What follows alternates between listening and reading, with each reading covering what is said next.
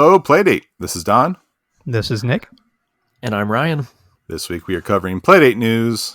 No indie picks. But our top 10 favorite Playdate games of 2022. Beep, boop, boop, boop, boop, boop, boop, boop. Thanks for listening. Let's get started. I wanted to say real quick, I effed up last week. Four Corners I talked about by Scenic Route Software. It was provided by the dev. I just wanted to mention that. It was a free copy. He said, thank you for always posting my stuff. Here's a copy of this game anyway. Wait, Don, was that part of the boop, boop, boop, boop, boop news and notes? Yeah, that's a note. Okay. Okay. It's a correction. Beep, beep. You said beep, beep before. Thanks for listening. We got some extra beeps. And I also wanted to thank Ryan for the seasonal intro music last episode and possibly, I believe, this episode. Yeah, definitely. I don't see any reason why it wouldn't be included this episode. Yeah. Unless I anger Don again. No, I thought last time was awesome. It sounded just like Christmas in Hollis. Yeah, it was perfect. I had some fat beats put into this one, but I had to strip it down. It had to just be the core that you heard at the beginning of this episode. Otherwise, it didn't work. So anyway, yeah, I've been getting my Boogie Loops producer hat on. It's been fun. So thank you for including that, Don. Oh, very nice work, Ryan. Thank you for those. Mm-hmm. Oh, and speaking of boopity boop boop boop boop news and notes, we have boopity boop digital trends interview with Greg Maletek. Am I saying that right, Don? Sounds right to me. I haven't heard it phonetically. Okay, so Greg, just to remove all fog and haze of confusion, is the director of special projects at Panic. And he was interviewed by Digital Trends recently in an interview from December 17th, 2022, bitty boop. And in that interview, he talks about various stages of the Playdate and how it's come along over the past year, but looking forward to 2023 and making some projections. There were some interesting parts of this interview. I think probably the most interesting is that he's projecting the catalog system is going to be an early 2023 release. And he's also projecting mid to late 2023 as the time in which all Playdates are fulfilled, meaning there will be a time in 2023 where you order it and then you get it. You are no longer put into a group or a wait list. So that's what they're projecting for the upcoming year. They also talked about things like the stereo dock, and I feel like there was something else boring in there too. But you can read it because we're going to link to it in the show notes for today's episode. Man, very cool. I didn't realize the catalog was coming that soon. Yeah. I really loved how he was talking about it because I felt like he was talking to me. I don't know if you guys remember way back in the ancient times of the early episodes of this podcast, but I was frightened and ignorant about side loading. And then you held my hand and walked me through it. And I realized how easy it really was. And I've been doing it ever since with, obviously to get these indie games of the week. But I was frightened, and I would wager I'm probably not the only one who felt that way. I love having just a stupidly easy interface. And while I am no longer frightened of itch.io, I think it would be really amazing just to have instant access on the device itself. So I'm looking forward to it. But I have so many questions about it, like how they are curating this list of games, who gets in, who gets out, how are they getting paid, how much are these games going to be. I guess all that will be revealed in, this year that we're in right now. But I'm very curious about it all. Definitely interested. I was especially playing older games this week. It was like, did I update that game? Has there been an update in the past 3 months since I played this game that came out 9 months ago? That kind of thing. And then you have to make a point of like looking at the itch page and moving the file around. Not that it's hard to do, but it's an extra step if you did not update the game. And it's another nice to have that all built in one spot, because Star Sled got an update from Greg Maletek, and since that was a season game, it just automatically got updated on our playdates. We didn't have to do anything. Yeah, that's going to be sweet. That'd be magic. Mm-hmm. And we should thank. Whenever I see people on Twitter, I don't know, kind of complaining about, I only have 2 games or side loading, blah blah blah. George Banks from Fat Nose Games always steps in and it's like, hey, this is an easy process. He'll copy a link to a niche page and how easy sideloading is. He's like an evangelizer for how easy sideloading is. He's just going around spreading the good word on Twitter. So that's cool. Yeah, good guy. Yeah. Similarly, speaking of good people in the industry, Lasagna, when they had this Playdate holiday bundle the last couple of weeks, which has ended, but she made the coolest like holiday bundle zine, and the zine has a lot of good information. It is based around the 12 games that were in the community holiday bundle, but you can read it at any time, and the information is not dated. The information about these games is great. So I'm going to put a link in the show notes. I encourage everybody with the Playdate to check out this magazine. It's about 15 pages, and there's big pictures and bullet points about each of these games. Kind of like a mini review sort of thing. Just talking about the replay value, if these are one-time things or if they're games you go through over and over. She just did such an amazing job on this. So everybody needs to check this out.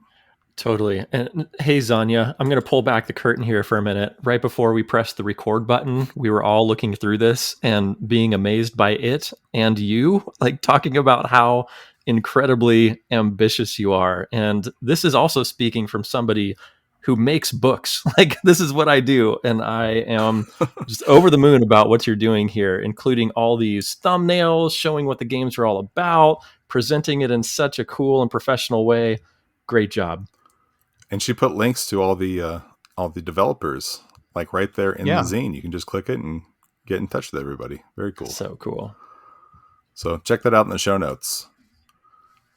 Speaking of the show notes, we've got a couple indie inventory links here before we get into our top 10 of 2022. I know everybody's here waiting to hear our top 10s, but to hear our bumper boop for indie inventory. Boopity boop boop boop boop. Let's hear what you got, Don. We got a small list this week. First up is Woodland by, I think it's That's Mike. It's a little adventure game, kind of similar to a Zelda type game. I played just a couple minutes of this. I have not played enough of it, but it is name your own price with a suggested price of £2. Next up by Tim Bow is Factory Farming, which is a farm simulating game. It looks bonkers, like super involved. I need Nick to quit his job and get into this and review it for me because it looks way over my head, but very cool. It kind of has an almost Factorio look to it, but that's $5. Looks really neat.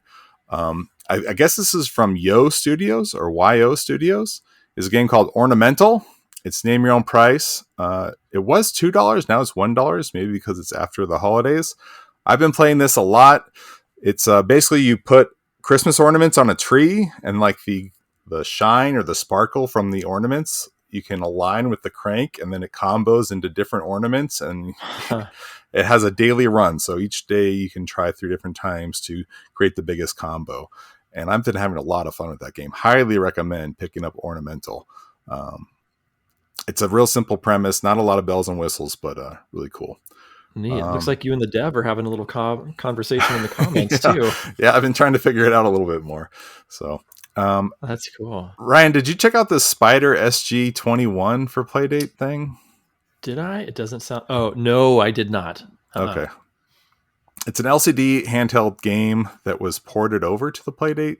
That's sort of Ryan's area of expertise. So I downloaded it. I have not given it a shot yet. Cue the Nick quote. Yes, but it is free. There is no way to pay them. It's just bam, click the button. It's free. This one by Tizian is just the Playdate music box. Name your own price with a suggested value of $2. This one, I retweeted it like a week ago when it came out, and every day I get many, many, many likes on the retweet. So whoever the dev is, very popular. It's one of those little like crank music boxes you had as a kid. I mean, I had one. And it plays like The Entertainer and Twinkle Twinkle Little Star and whatnot. I have not tried this yet, but it just looks really polished and cute and nice. And I don't know. I got to give it a shot. Name your own price for $2 if I didn't say that. Next up from Radio And oh, yes, Nick. everyone, please go and like Don's retweet. Right. Get in there. Yeah. And from Radio Protector is a game called Polytonic. It's sort of a fidget toy, they say. It's not so much a toy, but our game. Nick, I'm sure you're familiar with Electroplankton, and this kind of reminded me of that. It was a somewhat rare DS game, but I mess around with this. You like create different sounds on these rings, and as the rings are spinning, you're creating different tones, and you can move it around with the crank, and it's just like creating ambient noise. How many tadpoles do you sacrifice in order to make the music? I mean, I sacrificed them before I started playing, but Okay, I'm not sure good. during the game what was going on. That one is also just free, straight up free. And then this one, Shooting Gallery. Not a super creative title, but man, it's a very polished game. From Limitless. It's it's exactly what you think it would be. A very nice polished shooting gallery with the ducks and the targets bouncing around and the little mechanical water bobbing up and down. You don't use the crank, if I remember right. I only played it once this week. It just came out. But it's $5. It's currently on sale for $3.50. And yeah, you have a certain number of bullets. If you hit a bomb, the bomb is slotted into one of your, I guess, chances. And it becomes a bonus multiplier. So there's a bit of a strategy there when you're going to reload and whatnot. I don't know. There's a bit to it, but I just haven't spent enough time with it.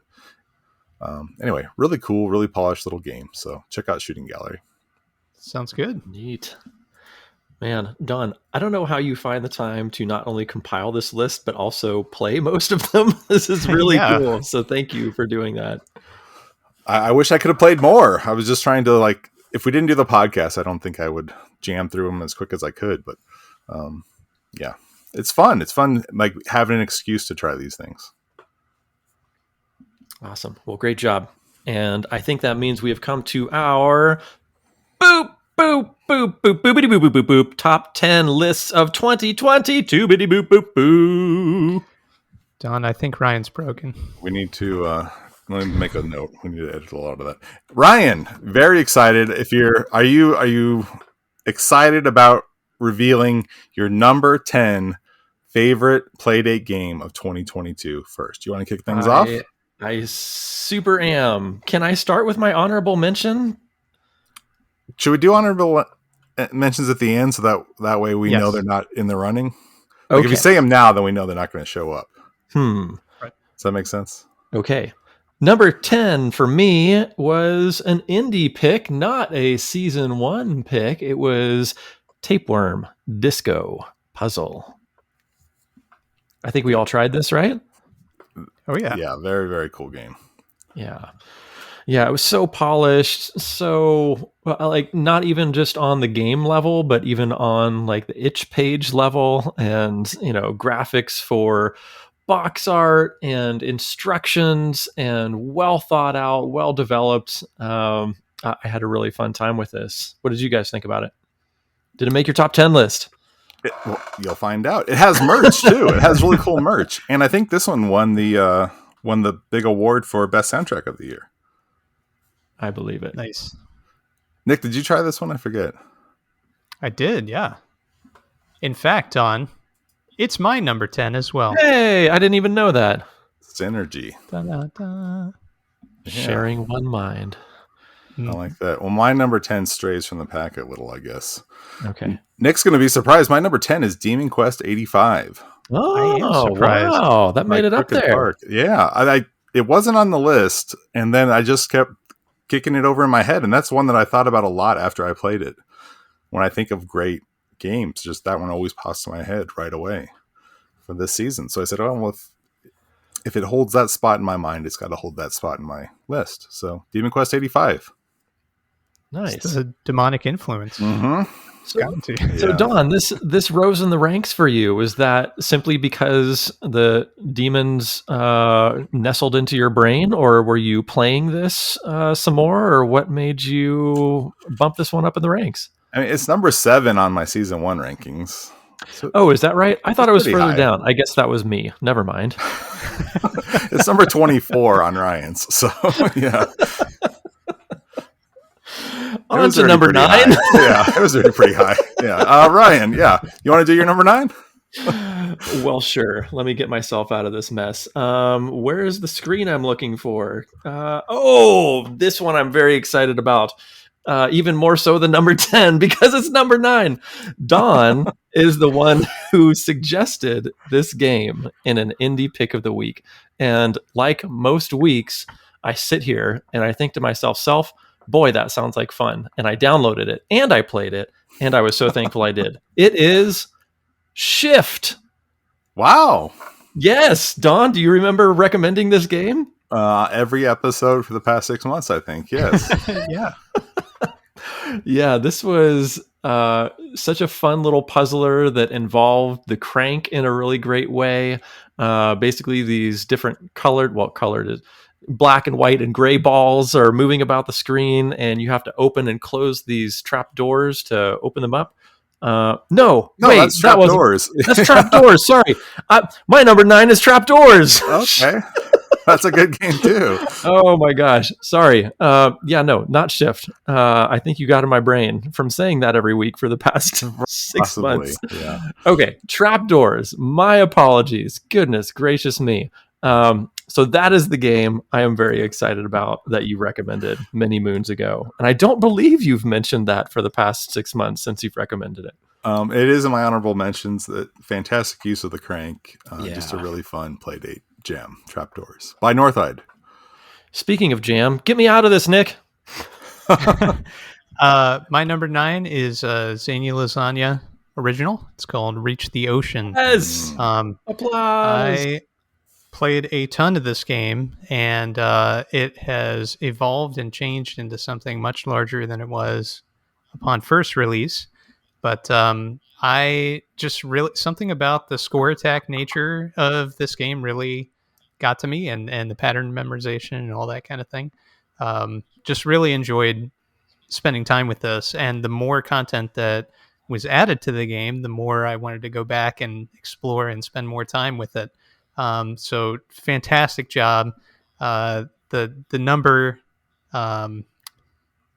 does not equate to time played because it's probably my number 1 as far as time played over the past year. But anyway, great game.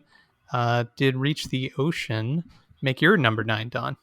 It is not my number 9, but it is a fantastic game. I will say I had almost 40 games that were on my off the top of my head list before I started sorting through. Yeah. Yeah. Just so many good games. My number 9, though, is a game that Nick recommended. I had not played till Nick brought it up on the show. And it is Bub O Collect by Gabe Swar. Nice. Yeah. A cute little head with a giant eye. A little Cubert looking dude. You blow a bubble around little mazes and whatnot and try to woo your fiance. But it just got a gigantic update a couple weeks ago with a bunch of new mechanics and new levels, and I played a little bit this week, and yeah, the game is really gets turned on its side of its head. So if you've already played through it, play through it again, Nick and everyone else. Bub O Collect. It's on the list. Yes. Man, that's one of those ones that I was inspired to hear Nick's review of it, and I have yet to download it. I need to do that. Man, so cool. It made your top 10. Mm-hmm. I had Tapeworm Disco there, and I kind of figured one of you guys would have it. So I made the swap. I figured, they're kind of on the same level for me. So nice. Yes. Ryan, you're number 8. Number 8 is Flipper Lifter. Really? Yes, indeed. Nice. Yeah, I'm finding that my preferences are shifting quick hit arcades, and this is definitely one of them. I just don't have the time or patience or bandwidth that I used to in my life when I was much younger for, sprawling RPGs and the like. Even though I love those games, I have a hard time getting into them. So there's not many on this list. All that to say, Flipper Lifter was one of them that just hit that sweet spot for me, where it's like this wacky theme of shoving penguins in an elevator taking them to different levels. A really fun risk reward of like waiting for additional penguins to enter versus moving along and getting them to where they need to go against that time limit. Yeah, this was a ton of fun for me. Great use of the crank, fun different levels. I could even see Flipper Lifter getting an update at some point, and new additional crazy levels. I think there were 5 total. I think so, But yeah. I can envision ways to push level design in this. I think there's a lot of potential here, but even as it stands, I think it's a fantastic game. What do you guys think? So that was your number 8. That was your number 8 on our initial list of the season 1 rankings, and Nick's number 8. Hey, maybe we've got something coming up here. Nick, is there anything you want to mention about number 8s? Yeah, number 8 is Along Came a Spider. So this is a game by Fat Notes Games, George Banks. Excellent game. I really like this kind of adventure game where you're kind of exploring a world and there's multiple solutions or multiple outcomes that can be achieved, multiple endings. I guess that's the way to say it. Anyway, really fun game, funny game, quick hit. I played it in line to pick up my kid one day, and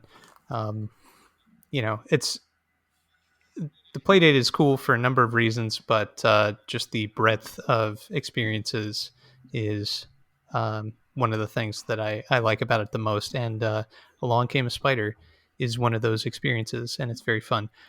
So that's my number 8. Don, how about you? Great game. My number 8 is Echoic Memory by Samantha Zero.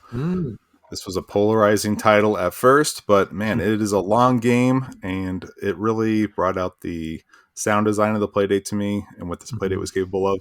And I'm a sucker for any music-related games, and that's another one that just stuck in my mind all year long. So, Echoic Memory at number 8. Couldn't escape it. I agree with you, Don. That is a really memorable game, and I think I think I sort of poo-pooed it initially, but I really enjoyed understanding it better as the weeks went on, and I tried it some more, and also listening to the official Playdate podcast where they interviewed the devs, and just the intense amount of development and research that went into making that game was really inspiring. So anyway, I agree with you. This game is super memorable. It's one I think of in the pantheon of season 1 games. So great pick. Remember, it came out early enough that you and I, Ryan, we weren't really used to using the crank. So I don't think you use it in the gameplay correctly, and then I didn't use it to turn the sound up or something. So we were both missing elements of the game because we just weren't used to the Playdate yet. Yeah, it's true. It's true. So hopefully this podcast will help people not be as boneheaded as I was. Well, it's capable of more than we were ready for. Yeah. We all learned together. Yes. Yes. Who's up for number 7? Was it Nick? Is it Ryan? It's Ryan. Ryan, let's hear your number 7. Let's see here. My number 7 was B360, the rockin' circular what asteroid maze puzzle game. How do you describe this? B360 breakout tempest or something? Yes, that's those are the words I was looking for. Thank you. That again, another quick hit arcade game that allowed me to pop in for a few levels, shut it off after 5 minutes and come back when I was ready for it, but provided a really great challenge. And, I feel like this was one of the games I progressed really far in and was able to have some Nick F conversations about. Nick F is sort of my arcade brethren when it comes to score chasers and things of the like. I found it really addicting when that came out that week. That was a heavy player for me. So good job, B360. Speaking of a good job, what about the job that casual birder did? Hey, That's my number 7. What a Yeah. segue. Thank you. I really enjoyed that. Wasn't that a week 1 yeah, It was, game? yeah. sure was. Yeah. Using the crank to focus the camera Mhm. and all the little tricks and intricacies of that little adventure game, I thought was really fun and really funny. You might notice some similarities with how I'm describing number 7 as I described number 8, but that's because I like a lot of games which share a lot of similarities. So you might hear some more of that kind of thing throughout my list. But yeah, Casual Birder, my number 7. Don, what's yours? My number 7, similar to Ryan's, it's a circle shaped game called Omaze Oh, fantastic. by Gregory Kogos. But yeah, it's makes it more fun, I think, with the analog crank control. But you could probably play this on most systems, but it's just gonna really sing on the Playdate because you're navigating circle-shaped mazes with this little crank, so you can swing all the way around the circles as you enter room to room to room to room. I guess mini rooms with the crank, and just really creative little puzzles. Sometimes it was frustrating because you had to be so precise and fast, and my brain is not quite as fast as it used to be, but just so creative and fun. So that is Omaze at number 7. Well, that's a good segue because Omaze is number 6 for me. I super loved this game too. Just such a beautiful, minimalist design, and so many different things that were able to be done with it. But it's one of those games that teaches you the mechanics slowly, and you slowly ramp up in terms of difficulty. But I remember listening to another episode of the official Playdate podcast with Krista Mergen, where she interviewed the dev for this game, and he was talking about how this was an idea that he had a really long time ago. And I think, if I'm remembering correctly, he designed it for another system, but it just didn't come to fruition until the Playdate came around, and it was just like the perfect system to put it on, just like you were saying, Don. So anyway, yeah, I echo Don's sentiments about this, but even harder because it's at my number 6. He made like a physical LED toy that was basically just one room. And yeah, Cool. so you can find videos of it, but basically he couldn't make it into multiple rooms until the Playdate. But you got to check out video. I guess I'll have to add it to the show notes. Find video of that toy. It's really cool. Kind of like a DMD, but just a square DMD. Mm-hmm. Neat. Yes. Cool. How about your number 6, Nick? Speaking of neat, yeah, Kranken's Time Travel Adventure is my number 6. Unlike Omaze, I guess, where it slowly doles out the difficulty, Kranken throws it at you almost all at the same time. But the whimsy and wit, I suppose, of Keita Takahashi comes through in this game, and I found it very fun in spite of the intense difficulty. And there are probably many people who don't feel it's as intensely difficult as I do, but I sure did. So I still haven't finished it, but it's high up my to-do list. So hopefully I'll get back to that at some point soon. Very good. My number 6, I should have made this my number 7 because it's Art 7. Art 7 by Nice. Ledbetter. I thought this was going to be just a little cute art gallery you look at in your pocket, and oh, that's just cool. You put this different art in there, and it is. But the extras are what really drew me in and made this. I guess won me over. There's like a little adventure in there, and there's all kinds of little secrets and whatnot. There's reasons to search every nook and cranny, and there's a lot more to Art 7 than just a gallery, and that really stuck with me, won me over. It made me excited about what people were doing with their games in the Playdate. It wasn't just the cookie cutter stuff we were getting the first couple of weeks of just here's a clone of this classic, here's a clone of this classic. This was far beyond that. So my number 6 is Art 7. Check it out. Yeah, agreed. This is one I sort of overlooked when it first came out. I thought it was just going to be a gallery in your pocket, as Don said, and boy, agreed. So much more. So if you haven't tried Art 7, check it out. All right, I think those are our number 6s. How about we move on to the halfway point, number 5. Top 5. A 5. That Here we deserves go. a boop, right? Boopity boop. At least 5 boops. I'll save Don. I'll cease the boops. Thank you. Number 5 for me was from one of our former guests, another Nick, Pick, Pack, Pup. Yeah, this one ranked high on my list. Another incredible puzzler game. Just kept switching things up as you move throughout the levels. It did not get stale for me. In addition to that, there were storytelling elements and even brief comics. I like comics. So all of that really rung my bells and put this firmly in the top 5 for me. Speaking of top 5s, Nick, do you have a top 5? I do. My number 5 is Art 7. So what can I say that Don did not say? Well, I will say that it is fun and engaging and an adventure along the lines of Can we record this, Casual Don? Birder? Just replay and this Along Came a Spider. each time? Yeah.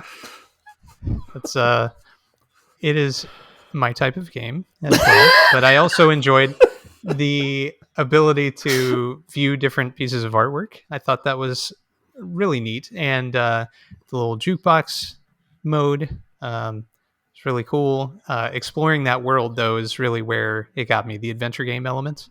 So spend more time than you would ever imagine you would spend in a digital art gallery playing Art 7, and you will be rewarded tenfold. So Art 7, my number 5. Don? My number 5 is a game called Island by Ron Lent. It's EYE Land by Ron Lent. This was an early-ish Playdate game, and I didn't really know what to think other than the title card was cute, and so I tried it out, and I think I played through it in one sitting, and it just it was kind of emotional in a way. Like, it's not an emotional game, but I just felt like I had spent time with like a little friend and was invested in this little character and what they were doing in their day. And it's not really, like I said, it's not an emotional game, but it was just like a heartwarming kind of little, it's not really a heartwarming story either. I don't know. It was just a unique playthrough, and I didn't expect to have an emotional response from a Playdate game. And this and Life's Too Short by Ollie Co, I kind of played around the same month, the same couple weeks, and had a similar response to both. But Island, just not really knowing what I was going to encounter next, really won me over. And it was the first game that I was really like, people need to pay attention to the Playdate. There's stuff happening here. There's unique stuff happening here that's not happening anywhere else. So, Island, Ron Lent. What about your number? Oh wait, your number 4. So that's done with my number 5. Did you guys end up playing Island? I don't remember. Downloaded, but haven't played yet. Nick. It's kind of a Nick game too. Sorry. I know. I have a Ryan game too. Ryan, did you play it? Nick bested me. I haven't even downloaded it yet, but I do remember you speaking very highly of this before and thinking that I need to go check this out. So thank you for the reminder. I need to go do this. Yes. It sounds amazing. It's short too. I don't know. Maybe we're all just going through menopause right now, because I was just upstairs watching Wizard of Oz, and she's like, "And I love you, Scarecrow, and I love you, Tin Man," and I'm like, "Oh my God, it's so beautiful." So I don't know. Maybe it's this stage of our life right now. Who knows? But this next one did not give me menopause, and that's number 4, which is Casual Birder. So, Don, can you cue that recorded description from Nick so that we can just talk about Casual Birder the way Nick said it? Is it your kind of game, Ryan? It's my kind of game. It's fun. It's an adventure. Who's talking? I'm sorry. I love you, Nick. So, yeah, Casual Birder. can we say that hasn't been said already? It's such a fun and quirky game. The soundtrack is bonkers. The sound design of all the birds is amazing. The graphics are super fun. The story is so cute and heartwarming and funny. And like, how many times can we say how funny this game is? It was just such a strong week one release.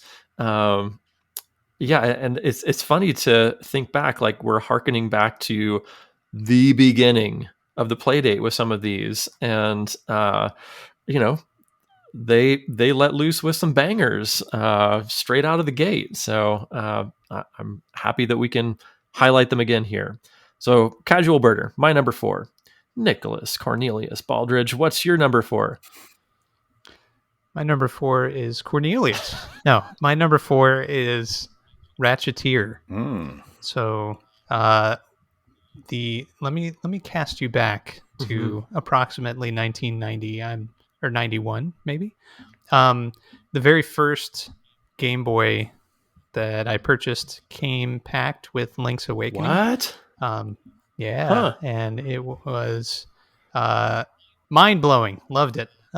So anyway, I love this style of game. It's a fun adventure, and it uses a lot of different aspects of the Playdate very well. It has a just wild story that takes all kinds of twists and turns, especially towards the end.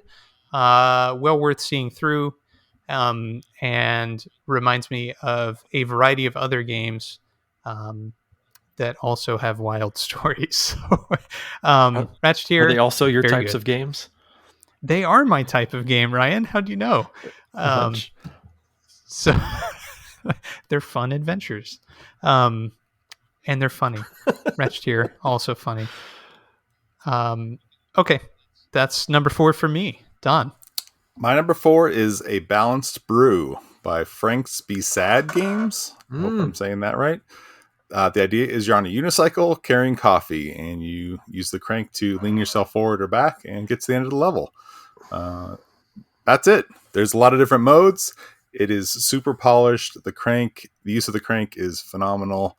It's one of those games that just does everything it needs to do perfectly. Man, I can't wait until you publish these lists, Don. Listener, Don has been very cagey about lists. You know how he hates spoilers. I do not know what Don's list is all about, nor do I know about Nick's. Because I feel like this is a bullet-pointed reminder list for me of which games I need to download. I remember when this game came out initially, and I thought, oh, that looks like some really interesting physics and use of the crank. Man, and for it to make your top 3, are we in top 3 or top 4? This is my top 4. Yeah, top 4. Okay, I didn't mean to spoil it. The top 3. That's okay. So, but yeah, this is. It looked great when it came out, and thank you for the reminder again. I know you love chasing those high scores, and this shows you exactly like where your body was. When you finish a level, it shows your body on a graph, like where your body was placed on a graph at the end of the level, and really, you could chase high scores all day with this thing on how fast you beat each level based on just how perfectly your body weight is distributed along this path. Wow. Interesting. So I think this is a good Ryan game. And you've activated Ryan. Yes, Ryan mode. And I'll pull back the curtain just a teeny bit. When we were voting on the Playdate Awards, this is the game that I gave the vote for Game of the Year. Oh, cool. From our I'm sure the dev will be happy to hear that. Yes. Okay. Top 3 games of the year, Ryan. Boopity boop. 3 boops. Boop, boop, boop. Top 3 game is, for me, Crankin's Time Travel Adventure. This one made it real high for me because it was just such a unique gameplay experience. It was like a platformer puzzle game, but only using a crank. What? Like, how does that even happen? And on top of all that, it's just such a funny premise of trying to make it to a date on time and your significant other being upset regardless of whether or not you make it through flying pigs or walking poos or whatever in order to make it to them. I just thought this was so cute and funny, and it was my type of game. Nice. Nick, how about your third I was going to type ask, of game? would you like to hear about my type of game? Because my number 3 is Pick Pack Pup. Ooh, shot up there. Nice. Yeah, Pick Pack Pup is excellent. A varied, funny match 3 puzzler. I think I've described every single game so far in the same way on my list, but it is really fun and exciting. I know, Ryan, you've already talked about it, but just the marriage of all the different elements that came together from graphic design to gameplay really make this a must play, in my opinion. Number 3, Pick Pack Pup. Don. My number 3. Before we move on to Don's number 3, can I interject real quick? I really want to. I'm not hearing anything, so I'm just going to do it. Yeah. Okay. You are energetic. I know people talk. I know people talk about how Pick Pack Pup does not use the crank, but it does. You can pet the pup with the crank in the comics, and in the comics, and there's like some secret stuff with the crank too. Mm-hmm. So anyway, wholeheartedly agree, Nick. Great pick for number 3. Sorry to interrupt. Don, take it away. While we're on that topic, though, a great Wii game doesn't need to use waggle. It doesn't need you to point at the screen. Correct. Mm-hmm. Yes, we learned that back in 2006, and yes, it's important to remember that in 2022. Do any Switch games use the IR sensor in the bottom of the Joy-Con? Only the Labo. Okay, see, like games don't have to use all of them to be great. So there are great.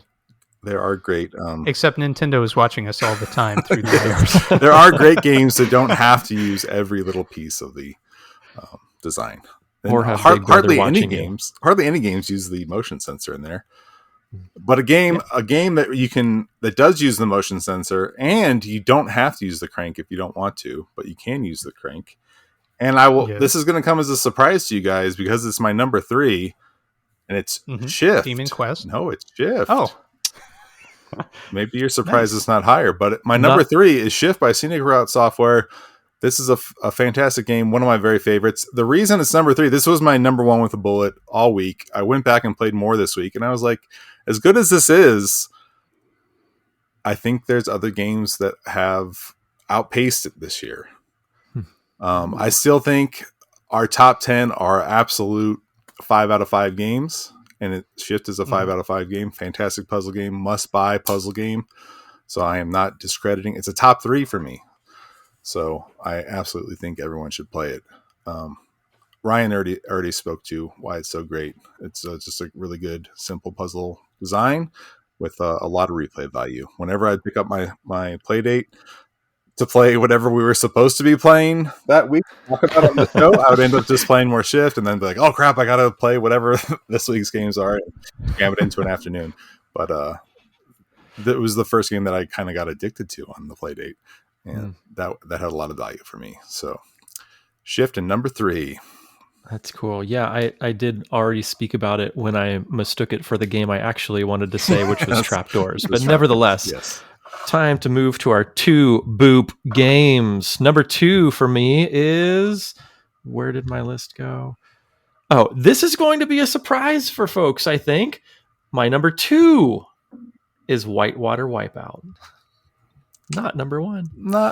I know what your number 1 is. I already ruined it last week, didn't I? Anyway, Whitewater Wipeout, another wildly strong showing on week 1 when they released, a super crank heavy game, very actiony, very score chasery, paired with Casual Birder, which is very RPG, very different, very fun, very Nick type of game. Whitewater Wipeout threw me for a darn loop when it first came out. I remember first trying to play it and just biffing it over and over. And I kept thinking to myself, there's got to be more to this game. There's got to be a way to learn this. And, eventually I started to understand like the orientation of the crank and how that corresponded with the nose of your board. And then it really started to click for me. And I started being able to sort of get into that flow state and moving up and down the waves and launching and landing turns. And it was just so, like, Don, you talk about having an addictive experience with Shift. That was Whitewater Wipeout for me. Those first several weeks, that is the game I kept coming back to. And again, I had the Dawn experience when we were supposed to be playing game C, D, E, or F that was coming out that week. I'm like, oh gosh, but I just want my quick hit of Whitewater Wipeout. So anyway, that's my number 2, way high up there. What an experience. What a perfect use of the crank. Great job, Chu High Labs. Very good. Nice. Speaking of not surfing games, Nick, what did you choose for your number 2? Yeah, my number 2 is a little game called Whitewater Wipeout. No, it's that would be surprising. You tease. All this time I've been fooling you, waiting for this moment to strike. We could have been sharing boops over this game for the past several months, Nick. Never will I share a boop with you. Oh. No. All right, so my number 2 is Bloom. Mm-hmm. Oh. Bloom is, I think, a really well-written and fun... I say fun on every game, but really, I mean it. It's a fun game, visual novel-esque. However, there are different elements like sim or management sim, where you're trying to manage your flower growth. There's arcade shooter in Starship Hachiko, I think, which is like an Asteroids clone. Mm-hmm. And there's just a ton of variation. There's a little gacha mechanic in there. All kinds of fun stuff to while away your time between the interactions between your character and the various other elements of her life. And I think it is really interesting the way that the dialogue is written. The entire game plays out through texts, and the interactions between the main character and friends, parents, other people in their life are very believable and interesting. So it's a really unique game with a very unique voice on the Playdate, and I totally appreciate it. And I spent every moment that I could in the early days of the Playdate just firing it up and seeing if my flowers had grown and I could sell them off, and seeing if there was any new dialogue. Every time there was, I got a little rush of endorphins. Very exciting. Couldn't wait to see what happened to the character next. And with the tear, the game did eventually end. But I'm hopeful that eventually there will be another experience like this on the Playdate, because I feel like this kind of writing and interaction is unusual in games in general. And on the Playdate, it's a very unique experience. So if you haven't given it a shot, definitely check it out. That's Bloom. Can you riddle me this, Nick, for an ignorant gamer who has largely been out of the mix since pre-2000 era? What in the world is a gotcha mechanic? Like gachapon. That's where you put a coin into a machine. It's like a gumball machine mechanic where you turn a crank and then a capsule falls out. So it's like a capsule machine, in like a Kmart or whatever. Yeah. And so you're trying to collect things out of this machine. Is that the thing you were turning your Bloom on every day to collect for 30 days or something like that? Yes. Okay. Yep. Interesting. So each day that you played, you could crank out a new gotcha thing. So does it amount to something? Like, do all 30 of these things then Voltron together to make something unexpected, or is it just like a collector just mechanic? A fun little extra thing? to enjoy. Interesting. While you're waiting for other things to happen in the game.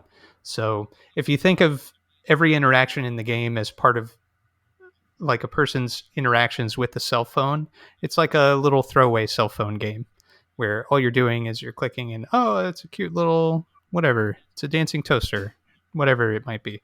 It doesn't actually have any bearing on your overall life. It's just a fun little surprise that you can enjoy for a few moments. Cool. Yeah.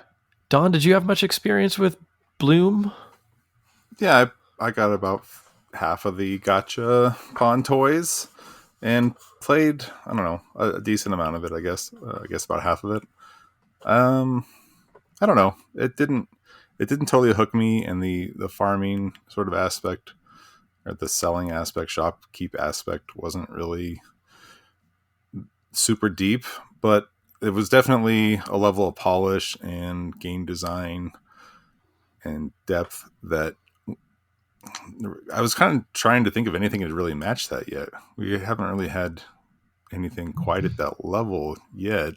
Most experiences have been more adventure type or arcadey that have been super polished. We haven't had sort of a soft narrative like that, a really fleshed out narrative game like that. So it does kind of stand alone in that aspect. It's very good for what it is. It's just not necessarily a Dawn type game. I think I shied away from it because it looked really deep to me. It looked like a huge time sink. And I felt like I was going to download this thing and then feel bad that I couldn't complete it. It's bite-sized. It's like 15 minutes a day for as many days as you want to play, I guess. As long as I guess as it would you take want. like a month maybe to play through it. Nick? Yeah. I played through it in less than a week because I'm insane. But if you're not insane, about a month is the recommended playtime. I played like 10 minutes at a time for a couple weeks. Yeah.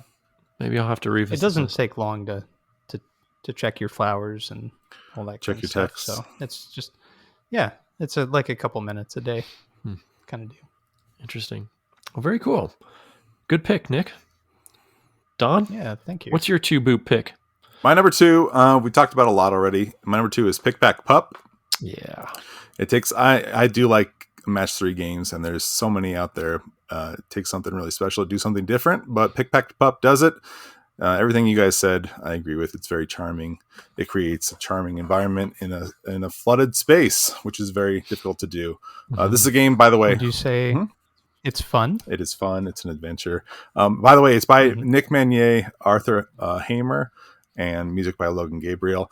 And I also appreciated the anti-capitalist storyline. So, I don't know. It was fun. Like getting your different narratives each day were sort of tongue-in-cheek fun and digs at certain things that I thought were pretty funny. So it was compelling to see what was going to pop up next because they were always cute. And there's some really, really cool Easter eggs in the game. So it was a very much like a must play. Easy pick for the season. I think that might have been, was that my number 1 for the season? Yes, that was my number 1. We all had it, I think, in our top 5s. Yeah, we all did when we ranked those season games. So that's my number 2, Pick Pack Pup. Our number 1s, Ryan, you want to kick it off? All right. Your favorite game of the year. On to our single boop games. And for me, I spoiled it last week, so it should come as no surprise to regular listeners that my number 1 is Boop. Hyper Meteor. Hyper Meteor hooked me like Whitewater Wipeout did and felt even more of a deep experience. Whitewater Wipeout was really fun to chase that score, but essentially you continue trying to do the same thing on the same wave.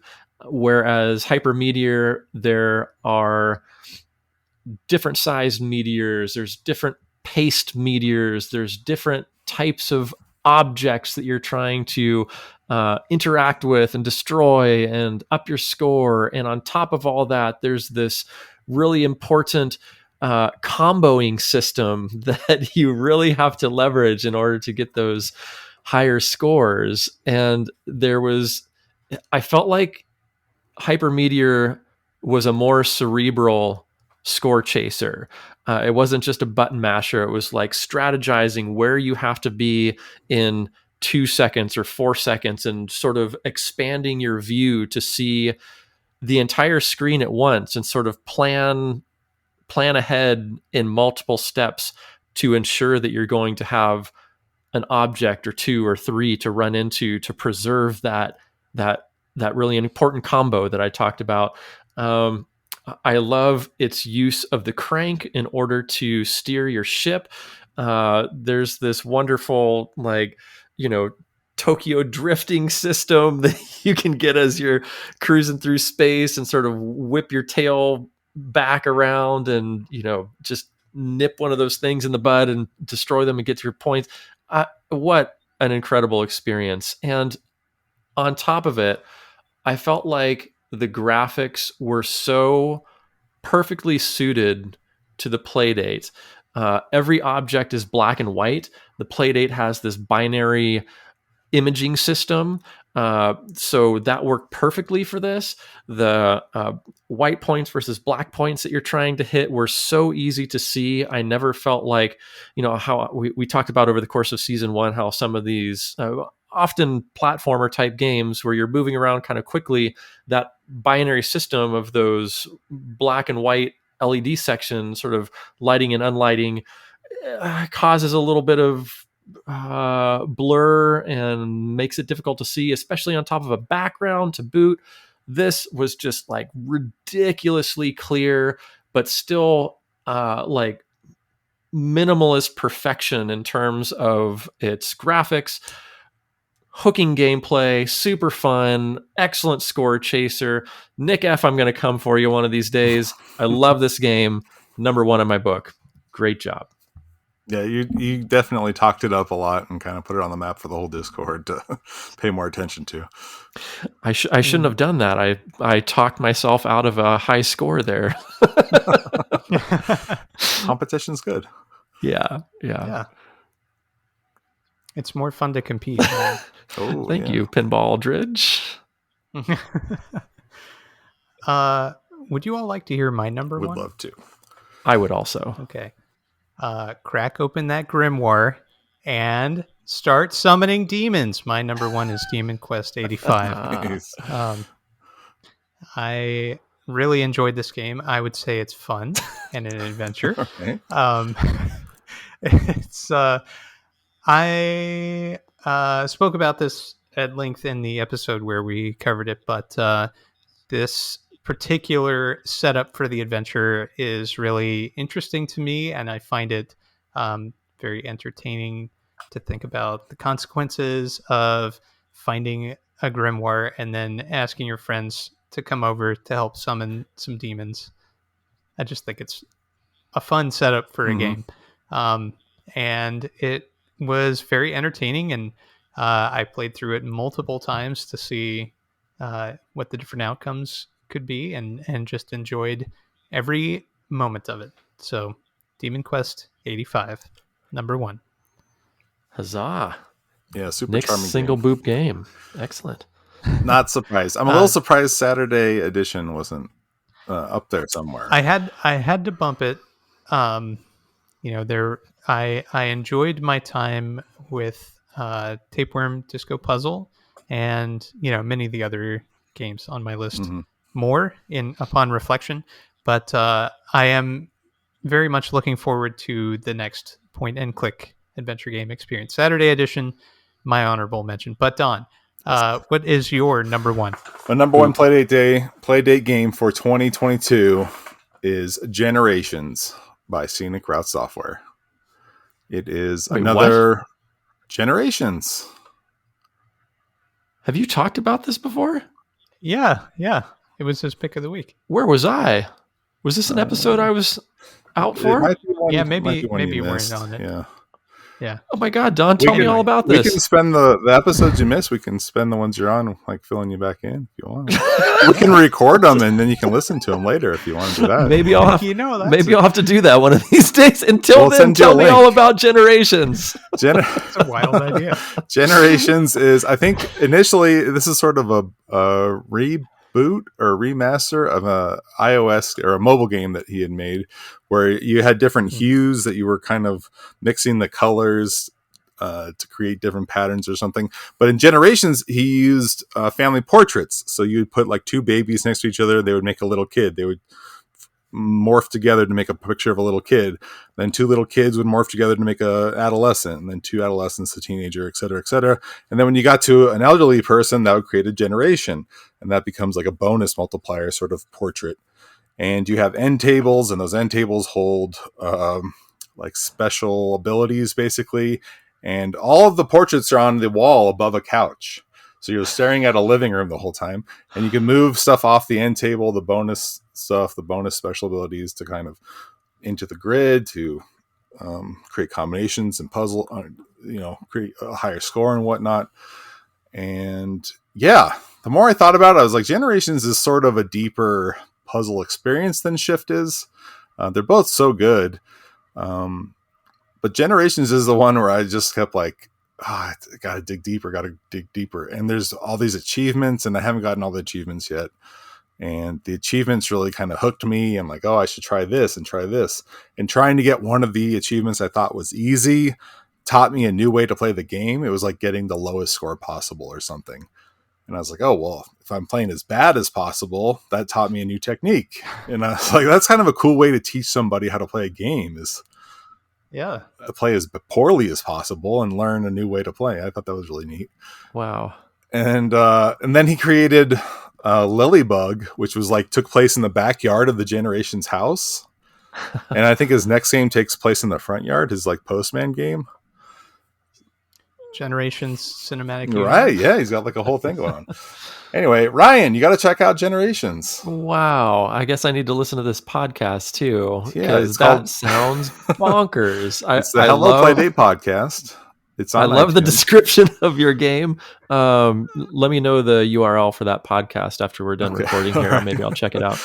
But no, seriously, the Generation sounds incredible. Wow. And this is, I swear, this is new to me. You've never said this to me before. It only came out, I think, in October. And then I was gone for several. That's when you and I were like not on the same episode for 2 or 3 months. Yeah, that's right. That's right. That would make sense. That's when I was, neck deep in Bookland and Kickstarter land. So yeah. Okay.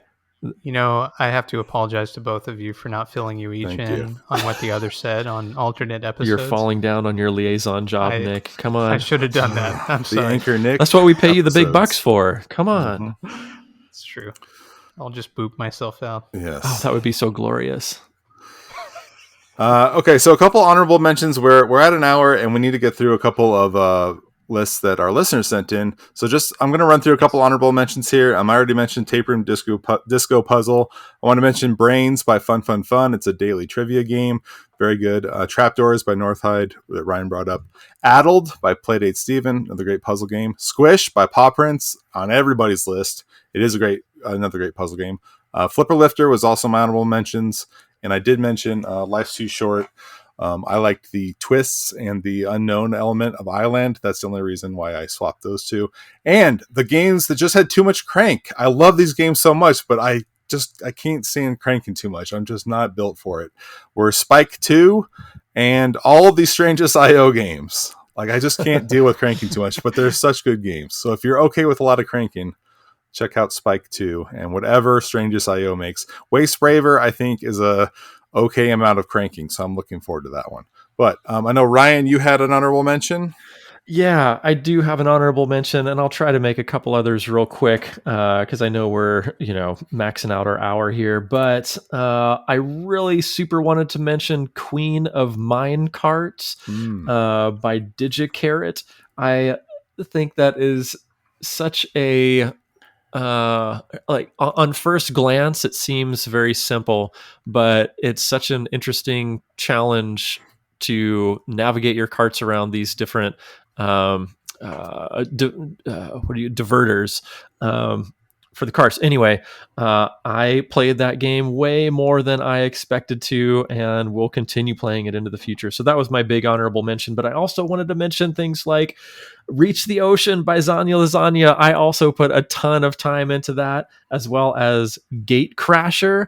I think Gate Crasher is a fine game, one of my favorites, and the only reason it did not make my top 10 list is because I think I made it to a point where it's not finished. Like it just sort of kept doing the same thing. But that's only because I played it so darn much to get there. So yeah, and Rocket Bites by possibly Axolotl. I really loved making my own levels with that game. It was the first make your own level Playdate game that I experienced, and I thought that was really interesting. Just like Don said, he went through at least 40 games. I felt the same way. There was just, and I'm not even listing all of them here. There's way more that I could go over, but I don't want to keep repeating names. So anyway, those are some honorable mentions for me. It feels so strange to make these lists because something is always left out. And I don't know. I don't want to leave things out. I want to tell you about everything. But anyway, there's some honorable mentions for me. Nick, boop us into your honorable mentions, if you would. Saturday edition. Okay. That's my honorable mention. Good. There's a ton of games. I wish I could mention them all. I'm not going to do that because partially I haven't had time to make a list of everything that didn't quite make the list. But Saturday edition, I waffled on a lot. And as Don mentioned, he was surprised it didn't make my top 10, and it was just barely. But fantastic sound design, maybe my favorite sound design on the Playdate. Great point and click premise and proof of concept for the Playdate. So I'm looking forward to all the new Sierra style point and click adventure games that come out on the system, or LucasArts or Telltale. Really, any kind of point and click adventure game or narrative adventure game, I'm here for. So bring them on. Very good. Do you want to take turns reading the reader submissions? Yeah, let's do that. We asked our readers to submit their top 10s for the list, and we got a few here. So we'll start with Nick F., who was on interview number 2 we posted on August 3rd, 2022. If you want to listen back to that, he goes over pro tips with Ryan. But his top 10 in no particular order are Lost Your Marbles, Hyper Meteor, Spell Corked, Whitewater Wipeout, Pick Pack Pup, Tapeworm Disco Puzzle, Bloom, Sketch Share Solve, Squish, and Legend of E. Todd. Nick, you want to read the next one? Nice. This one's from Michael/Pizza Dev, and he gave some context. I only received my Playdate a month ago, so I only got to week 4 of the season games, which is the reason for those games being underrepresented in this list. For the same reasons, there's probably also a lot of recency bias here. That being said, here's my list. Number 5, Stars of the Screen. Number 4, Casual Birder. Number 3, A Balanced Brew. Number 2, Pick Pack Pup. And number 1, The Crank Gym. He also wants to give a shout out to Zania Lasagna, Ron Lent, Gabe Swar, and Zhong Bu for creating absolutely awesome pulp games, which made my year. And up next, we've got possibly Axolotl, who had an out-of-the-box suggestion with his own Rocket Bites game, which he thought was pretty good. Take the next one there, Ryan. Okay. Reverse order. They're in reverse order from best to worst. Okay. Oh, not worst, but... All right, let's get Don out of this jam with Nino's top 10 list, starting with Oh Maze, followed by Zipper, Casual Birder, Saturday Edition, Pulse, Questy Chest, Crankin', Time Travel Adventure, Bloom, Balanced Brew, and I'm guessing this is supposed to be... Oh Maze? Just Maze. No, just Maze. Just Maze? Maze is very good too, yeah. Tell me about this, Don. You use the motion thing in your Playdate to like roll the ball through the maze. Oh, is that like a labyrinth type game? Yeah. It is very good. The only knock I have on it is the ball kind of catches when it hits a wall for just a split second. Interesting. It throws it off just a hair, but very good otherwise. Nice. Wallmaster, also known as Low Tech Gaming. His picks, no order, are Pick Pack Pup, A Balanced Brew, Kranken's Time Travel Adventure, France Horn, Omaze, Rocket Bites Island, Squish, Down the Oublet, and Legend of Etod. Nick, you can handle the Ledbetter article here. Yeah, the smallest in size here. All right. Ledbetter Games, Top 10, 2022. Number 1, Shift. Number 2, Castle Helios. Number 3, Island. Number 4, Smolitaire. Number 5, Playtris. Now Blockdate on GitHub. I didn't realize that had undergone a revision. Thanks for that. Number 6, Pick Pack Pup. The only season game finished. Number 7, I think that says DVM. Yes. Daedalus versus Minotaur. Number 8, Salt in an Open Wound. Number 9, a joke that's worth 99 cents. Number 10, Zipper. He has several honorable mentions: Omaze, Star Sled, Sketchshare, Solves, Gatecrasher, Slitherlink, PD, Tavern Tapper, Escape Beyond, wake me up when Reach this is the done. Ocean, Brains, Legend of Etod, Loopsy, Four Corners, Spare Solitaire, Along Came a Spider, Penrose, Baseball, Bad Venture, Lilybug, Stars of the Screen, Life's Too Short, and Cranky Bird. The top 2 Ledbetter games are Art 7 and Artoween. Honorable mention, Banana Grip. And games he's bummed he didn't put more time into: Ratcheteer Saturday's Edition, Kranken's Time Travel Adventure, Possessions, yes.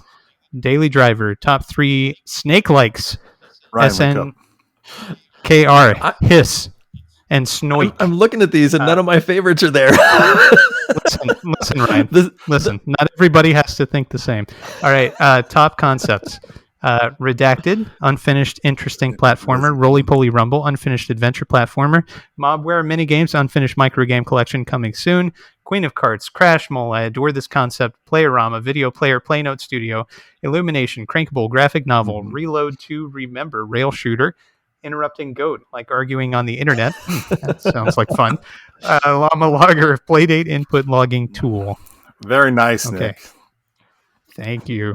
I am impressed with the speed with which I was able to read those, since I can barely see them. I am impressed with Ledbetter's thoroughness. Nice job. Yeah, definitely. Okay. All right. It's going to make my job real easy, because now we're at Fat Nose Games. George Banks' top 10 it looks like these are in order. I'll try to read them in reverse. Number 10, Sasquatchers. 9, Star Sled. 8, Omaze. 7, Art 7 appropriately. Number 6, Island. Number 5, Brace Brawl Brad Ventures. Number 4, Bubbo Collect. Number 3, Generations. Number 2, Kranken's Time Travel Adventure. And number uno, with a single booper, is Casual Birder. What's that number 3? Haven't heard of that one. And from Mouflon Cloud, in no particular order: Casual Birder, Slitherlink PD, Bloom, Squish, Pick Pack Pup, Omaze, Art 7, Super Corporate Tax Evader makes an appearance, and Kranken's Time Travel Adventure. Oh, and Whitewater Wipeout. Okay, I have 2 to add to my honorable mention list that I might have forgotten about. Sasquatchers and Super Corporate Tax Evader. Okay, thank you. Very good. So many good games. It's impossible to list them all in an hour and 15 minutes. Speaking of an hour and 15 minutes, thank you, gentlemen. Thank you, devs, too, and thank you, listeners, for joining us on our inaugural year, the inaugural year of the Playdate. Such an amazing year. Seriously, so many amazing games. Yeah. Where it's a wealth of riches. Great community events, 2 game jams within the first year, and the Playdate Awards. So many different live streams, fun and exciting game releases and release events. Just really very impressive how supportive the entire independent development scene has been as well. So keep it up, everybody. Zero drama, too. Love it. Should we start some?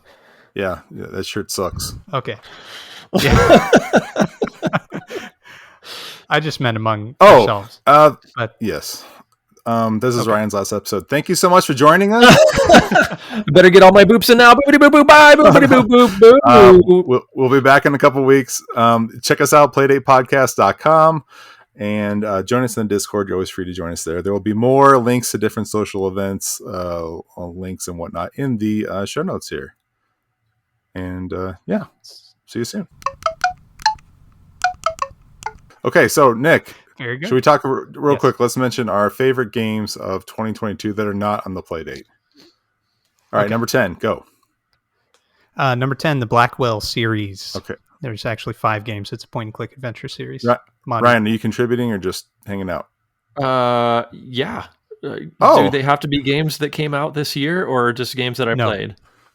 Games you played. Are they listed 1 through 10? No. Oh. They will now come off the top of my head. All right, number 10, Vampire Survivors. Ryan, you're number 10 off the top of your head. I'm playing the Mega Man series right now. I played Mega Man 5 on Game Boy, and it is the most bonkers experience of a Mega Man game I have ever had. In space. Yes, Mars Man, Venus Man, who knows what else, man, but they're all sort of celestial body mans. Anyway, that was a ton of fun, and then I sold it because it is too expensive to be in my hands. So that was fun. Nick, number 9. Shin Megami Tensei 4.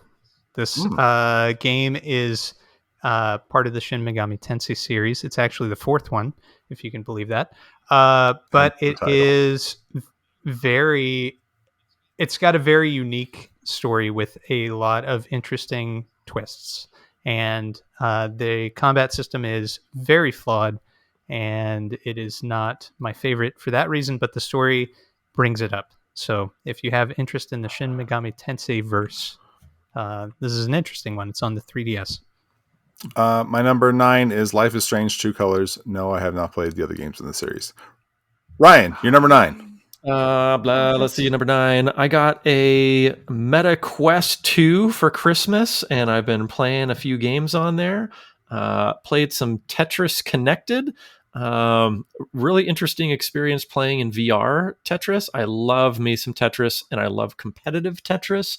I haven't got to the point where I've connected and got online and started, trying to beat people at Tetris, but I'm very much looking forward to it. There's my number 9. Nice. Is that the same one that we played on the PS4? It's all connected. That one? Are you talking to me? I don't know. But Don. Yeah. I don't know. Okay. Tetris Connect. I was going to say, I don't know if I've touched a PS4. Well, they ported it around. Anyway, okay. My number 8 is Persona 2 Innocent Sin. This is also in the Shin Megami Tensei verse. In fact, like 99% of the remaining top 10 games are. Most of this year was spent attacking a backlog, and almost all of my gaming was front-loaded at the beginning of the year because I've been working to release the pinball game that I've been working on for so long. Where can people find that, by the way? It's funny you ask. We're going quick, guys. Too much commentary. Shut up. Persona 2 Innocent Sin is a nice evolution to Persona 1, and it is not quite as polished as Persona 3, but it is worth playing. Okay. I accidentally had a Playdate game at number 5, so I just slotted in Modern Warfare 2 into number 8. I've been playing that a lot recently on multiplayer stuff. So, shooting. Yeah, shooting stuff. Gotcha. Mostly just doing challenges and filling up cars at gas stations, then stealing bandages and leaving in a helicopter. Nice. Ryan, another game off the top of your head. Back to the original Game Boy for me with Roland's Curse 2. This is an RPG game, overhead RPG game. And just such weird mechanics for this game. Like, you do not level up your character by fighting and grinding. You level up your character by wandering around the landscape and then happening across a treasure chest that has a picture of yourself inside, and then you're leveled up. Anyway, badass. It was crazy. So this, along with Mega Man 5, was sold to me by a good friend of mine, along with a bunch of other games. And those two that I just mentioned are like stupid rare and expensive. So made a deal with them to sell them afterward and yabbity yabbity. But I am so happy that I got to have that experience on the original Game Boy and the original cartridge before moving along to somebody with much deeper pockets than I have. So that was my number, whatever we're on. Number 8. Number 7, Nick. Okay, this is a Wii U game, but it's Pushmo World. This is my first year experiencing the Pushmo series, and I finally played Pushmo World, and it's really, really fun. It is long, but not too long. Doesn't overstay its welcome. The puzzles are fun and interesting, and they're a lot more fun on the Wii U than they were on the 3DS, in my opinion. Okay, Don. My number 7 is God of Protectors. I'll put the 3DS version, but the Switch version came out this year, and it's also very, very good. Go buy it right now. God of Protectors. Cart of Darkness is the Switch version. Okay. All right, moving up past the Game Boy to the Game Boy Color, we have Dragon Warrior 1. It's a 1 and 2 combined cart, and thanks to Nick for replacing the battery for me before I had the gumption to do it myself. I super loved going through this game. It was one of my favorites in my childhood, and boy, howdy did it ever hold up for a replay some 30 some odd years later. So, Nick, thank you for replacing that battery for me. Loved the experience. Nicholas. Okay. So what about Don? Did we talk about Don? Yeah. We already did. God of Protectors is my number 7. Oh, that's right. It was so fast. I missed it. Ryan said to be fast. Ryan's on my ass. I gotta go. I am. Number 6, Shin Megami Tensei 4 Apocalypse. So this is the sequel to Shin Megami Tensei 4. I like the story of this one even better than Shin Megami Tensei 4. It also fixes one of the problems that I had with the combat system in 4. It is not perfect, which is why it's number 6, but it's up there. All right. Don. My number 6 is Chained Echoes. It could end up being my number 1 of this year because I have not finished it yet. Ooh. I just barely started playing it like 2 weeks ago. It's fantastic, amazing game. It's going to go down as one of the best RPGs of this generation. Chained Echoes. Everyone play Chained Echoes. It's very good. Including Ryan. Ryan, go play it. I already told Nick to play it. It's like a Final Fantasy old ass downloaded SNES game. Played. Okay, you downloaded it. Good. Hey, now you're speaking my language. Okay, yes. Speaking of my language, how about Mega Man 2 on the Game Boy for my number 6? Nicholas, your turn. Really? Number 5, Shin Megami Tensei 2. This is a Super Famicom game. I started playing Shin Megami Tensei 1 and 2 recently. Shin Megami Tensei 1 is incredible, and I love it. It is so difficult and just brutally unforgiving and weird, but the soundtrack is so rockin', so great. Every aspect of the soundtrack and the story is really interesting and weird. And Shin Megami Tensei 2 is a like many years sequel to Shin Megami Tensei 1. It is not as rockin'. It is not as cool. The story is not as good. And it's even more difficult, which is hard to believe, but it's true. So if that sounds appealing at all, check out Shin Megami Tensei 2. But if it's not, definitely check out Shin Megami Tensei 1. Okay. All right. Don. My number 5 is Neon White. Ryan, do you have another sequel? Period. Game Boy sequel. Another Game Boy sequel to speak of. Let's see what I can come up with here. Keep up the sequel train. So far, you only have one not sequel. I've been playing some multiplayer games with my son on the Switch, which is fun. So I'm going to He's your sequel, so anything goes. So maybe I'll throw in Mario Kart 8. That's a sequel and some change. Yeah. Okay. Nice. That's a lot of karting. Number next. Number four. Number 4 for me is Deltarune Chapter 2. This is Deltarune is the sequel-ish to Undertale, and Chapter 1 was fairly brief. Chapter 2 is much longer.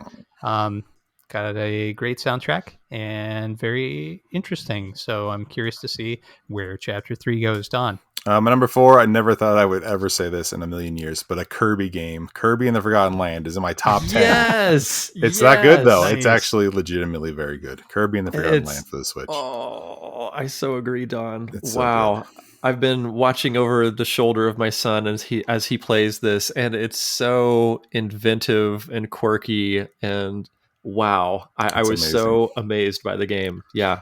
I've been begging my son to play it. If I could get my son to let me play it, it would probably be in my top 10 too. Yeah. Someday. But But until then, I'm going to hop back over to the Quest, where I have been beating those sabers like a champ as I get into the beat sabering for my very first time. It started out where I wasn't super comfortable with it, and it felt like I was just sort of flailing my arms a bit and not really getting any sort of a workout because of it. But once I got comfortable with some songs, boy howdy, I'm having to wipe that Quest down when I'm done with it, because it is a workout. Very, very fun, super pumping jams. I haven't even downloaded any, what do you call it, additional content for it yet. And man, so much fun. That's my number, whatever we're on. 4. Yes. Beat Saber's fantastic. All right. Number 3 for me, King's Quest. So this is the King's Quest revival. Okay. From like 2016 or whenever, when Activision was like, oh yeah, we're going to release all the classic Sierra games that you know and love with new additions, episodic. It's going to be great. They did, I think, 3 episodes of King's Quest and then pulled the plug. But they did finish the episodic game. So there's 5 games and then an epilogue. It starts off funny and different from the King's Quest that you remember. But if you continue to play, it gets more and more King's Questy, and it is well worth a play, especially if you played and enjoyed those original King's Quest games, in my opinion. Wow. Where do you play this? I played it on PlayStation 4, I believe, but it's on any kind of modern thing except for the Switch or the MetaQuest. So, what about the Game Boy or the Playdate? It's not on the Game Boy or the Playdate. Okay, yeah. Anyway, it's wonderful. You'll have to come over here, Ryan. Start driving. I'll get it set up. By the time you're here, you can check. I'll see you in a couple days.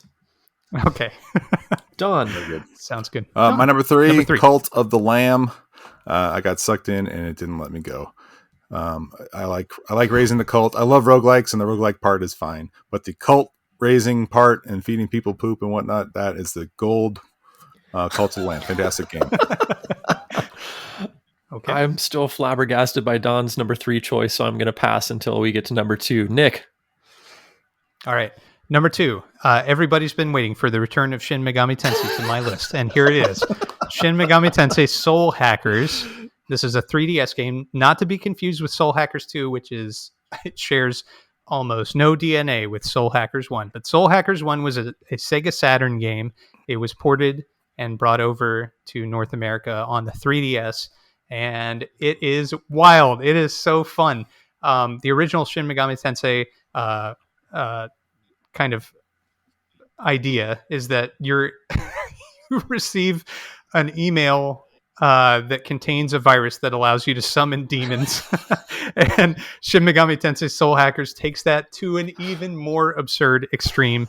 It involves like early VR, processor manufacturer. There's so many layers of weird stuff that they threw in on top of that original premise. The game is super straightforward.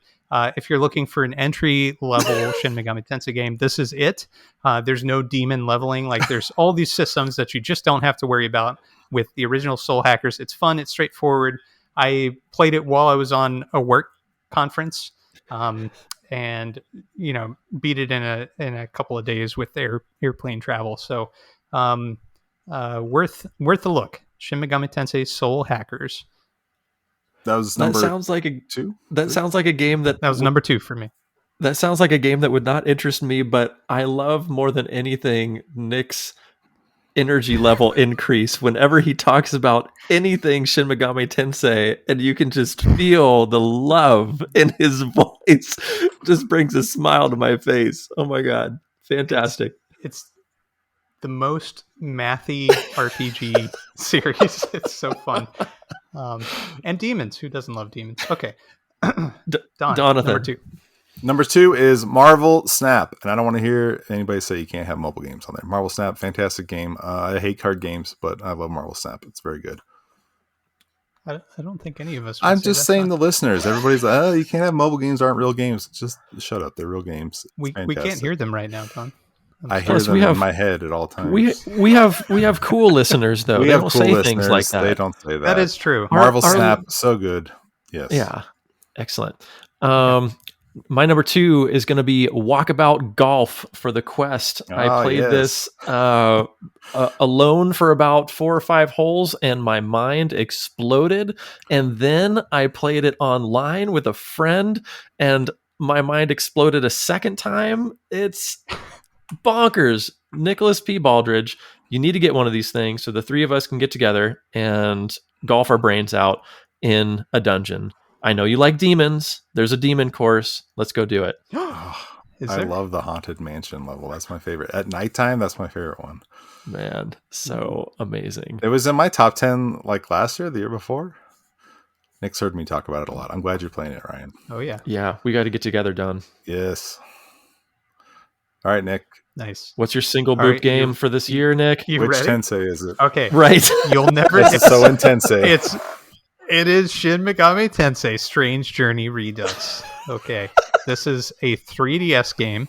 And it is the longest and most difficult Shin Megami Tensei ever.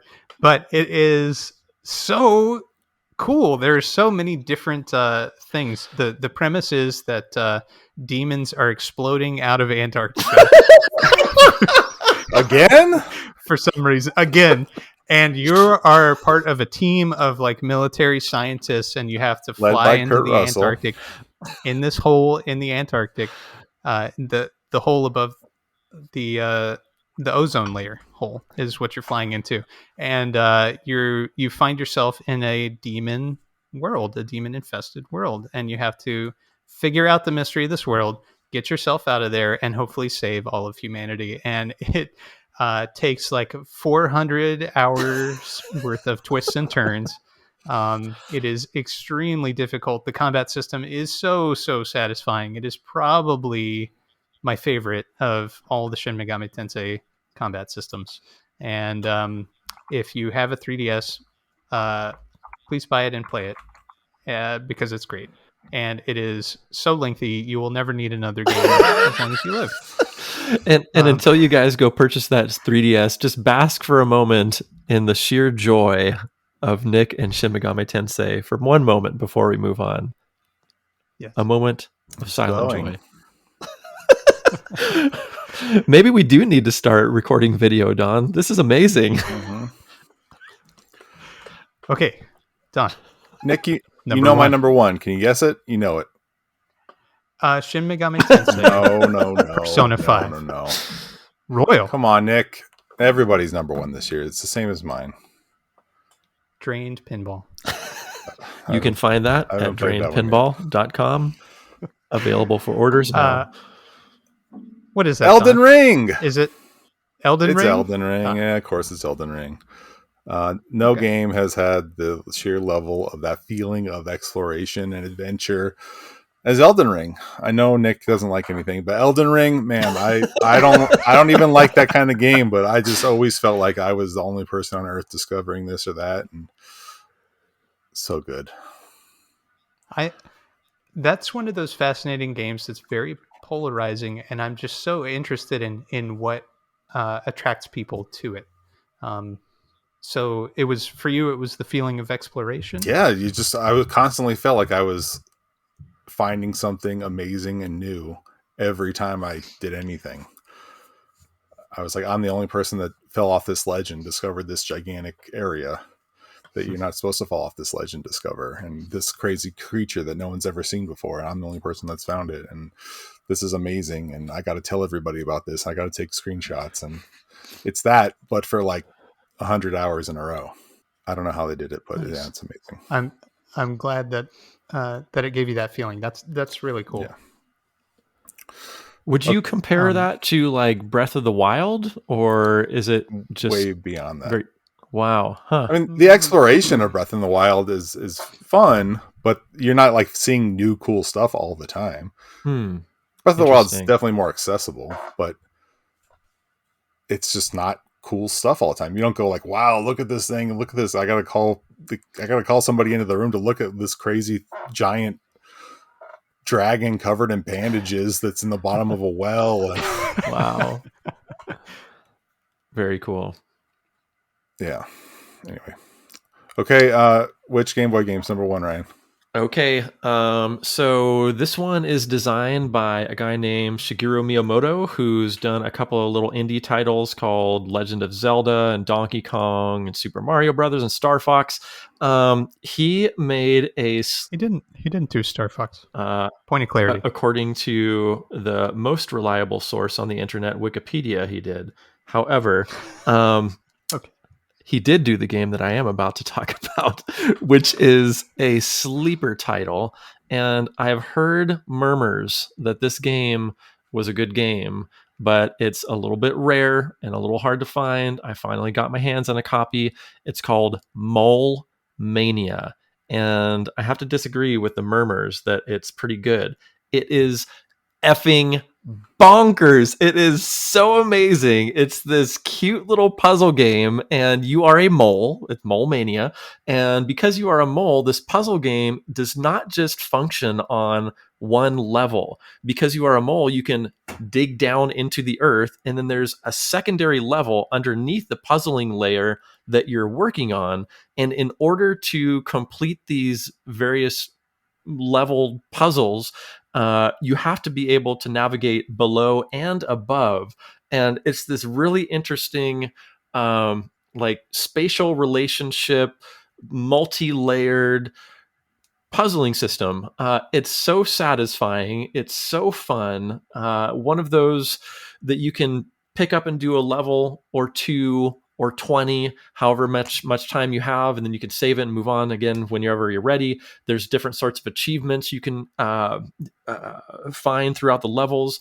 The various game mechanics of come into play in many different ways in terms of like how burrowing beneath the earth can allow you to find more things or avoid things above or defeat bosses in different ways. It's, oh my gosh, it's such a tour de force, perfectly executed game. It's on the original Game Boy. I've been playing the heck out of it, and I am over the moon about Mole Mania. How do we not get Mole Mania 2 on a DS system? That's a real We got question. 2 screens. Yeah. Give us a... like, how did that not happen?